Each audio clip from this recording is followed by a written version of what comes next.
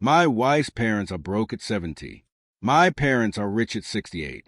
They had the exact same jobs. Here's what happened. This is uncomfortable to talk about, but it needs to be said. My wife's parents, Linda and Tom, are 70 years old. They are working part-time at Target to make ends meet. Struggling, stressed about money, living on Social Security and a tiny pension. My parents, Dan and Carol, are 68. They travel 6 months a year. Just got back from Italy. Zero financial stress. Completely comfortable. Here's what makes this crazy. They had the exact same jobs for 40 years. Tom was a high school teacher. Dan was a high school teacher. Linda was a civil engineer. Carol was a civil engineer. Same salaries. Same city. Same starting point in 1985. But today, my parents have $2.375 million net worth. Linda and Tom have $610,000. That's a $1.765 million gap. Same jobs. Same income. 40 years. How does this happen? And what I'm about to show you is going to make you rethink every single spending decision you make. Because the difference between comfortable retirement and struggling retirement, it's not about how much you make. It's about 1,000 small choices over 40 years. My name is Mike. This is my actual family. And I'm going to break down exactly what separated my parents from my in-laws. Every single choice. Real numbers. Uncomfortable truth. But first, if you've ever wondered how two families with identical incomes end up in completely different financial situations, hit that like button right now, because this is that story. And subscribe, because I'm exposing real family money patterns that most people never talk about. Let's start in 1985. Both couples starting their careers. Tom teaches high school math, $28,000. Linda's a civil engineer, $35,000. Combined, $63,000. Dan teaches high school English, $28,000. Carol's a civil engineer, $35,000. Combined, $63,000. Identical starting point. Same opportunities. Same income. By 2020, when they all retired, the salaries had grown identically. Tom, $75,000. Linda, $95,000. Combined, $170,000. Dan, $75,000. Carol, $95,000. Combined, $170,000. For 40 years, they made the same money, but their choices, completely different. Choice number 1, cars. Linda and Tom bought new cars every 5 years their entire lives. Sometimes leased, sometimes financed. Always had car payments. Always newest models. They thought this was normal. Smart even. New cars are more reliable. Over 40 years, they spent approximately $420,000 on cars. Dan and Carol bought used cars. Drove them until they died. No car payments except twice when they financed used cars for 3 years. Over 40 years, they spent approximately $140,000 on cars. Difference, $280,000. That's not a small number. That's life-changing money over career. Now pause and comment. Do you buy new cars or used? Because this one choice creates a massive wealth gap. Choice number 2, housing. Linda and Tom bought the biggest house they could qualify for. $350,000 in 1995. 30-year mortgage. In 2010, they refinanced, pulled out equity for renovations, extended the mortgage. At age 70, they still owe $95,000. Their payment has been $2,400 to $2,800 per month for 30 years. Dan and Carol bought a smaller house, $185,000 in 1995. 15-year mortgage, paid it off in 2010. They've lived mortgage-free for 15 years. Their payment was $1,400 for 15 years, then zero. The difference in housing costs alone over 40 years? About $520,000. Add that to the car difference. We're at $800,000 already. Same jobs, different choices. Choice number 3, vacations. Linda and Tom believed in making memories. Expensive vacations, cruises, all-inclusive resorts. Europe.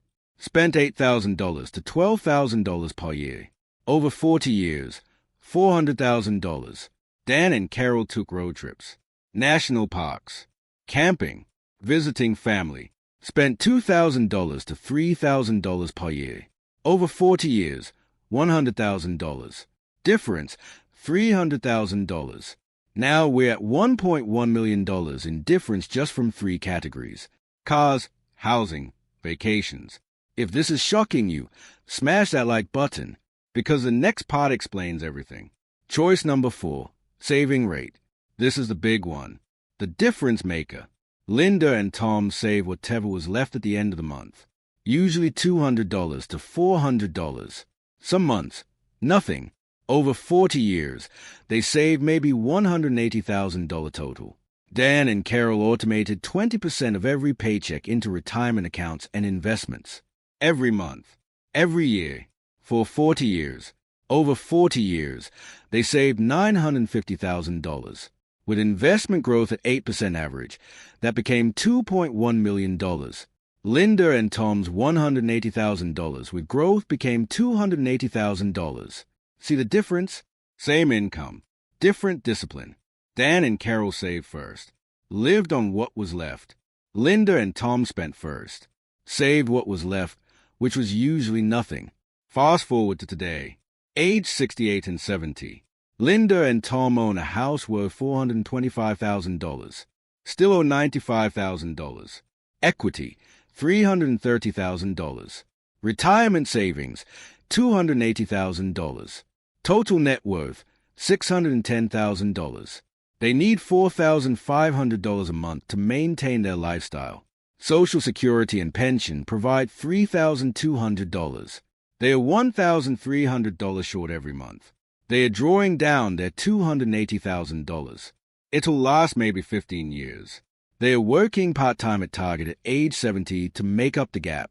Dan and Carol own a house worth $275,000. Paid off. Equity, $275,000. Retirement savings and investments, $2.1 million.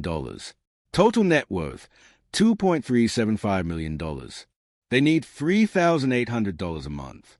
Social Security and pension provide $3,100. Investments generate $6,000 plus monthly safely.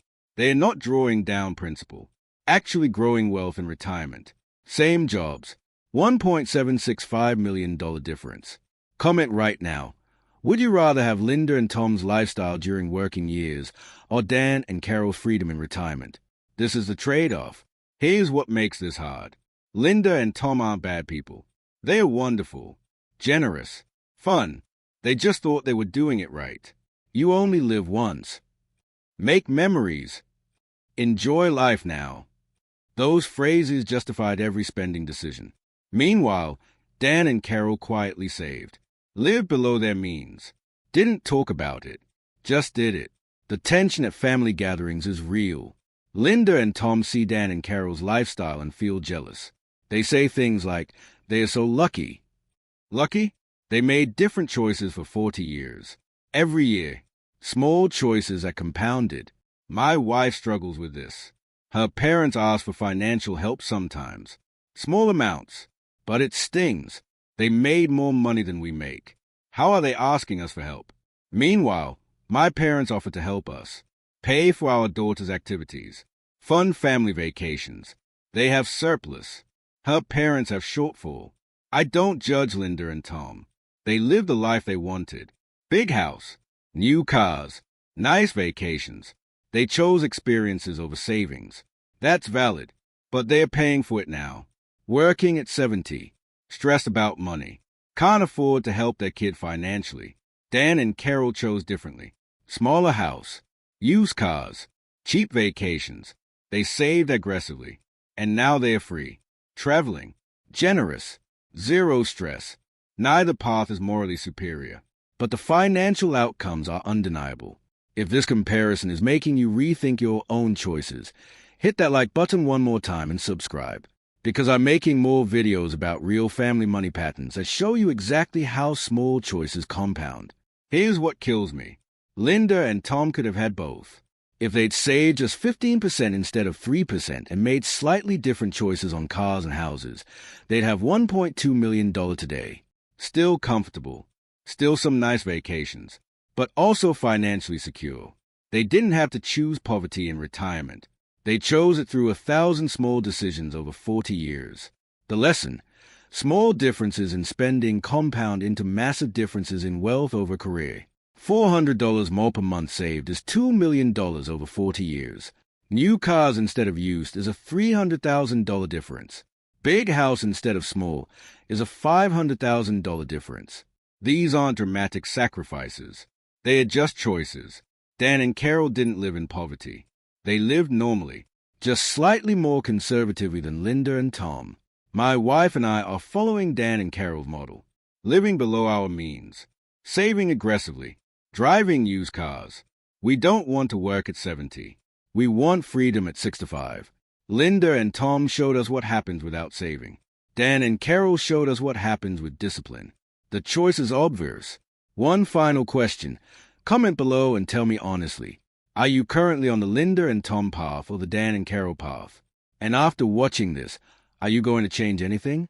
I'm reading every comment because this is deeply personal for a lot of people. Bottom line, same jobs, same salaries, 40 years. One couple is broke at 70 working at Target. The other couple is rich at 68 traveling the world. The difference wasn't luck or income. It was choices. Small choices about cars, houses, vacations, and savings rate, compounded over 40 years into a $1.765 million gap. Choices matter. Choose wisely.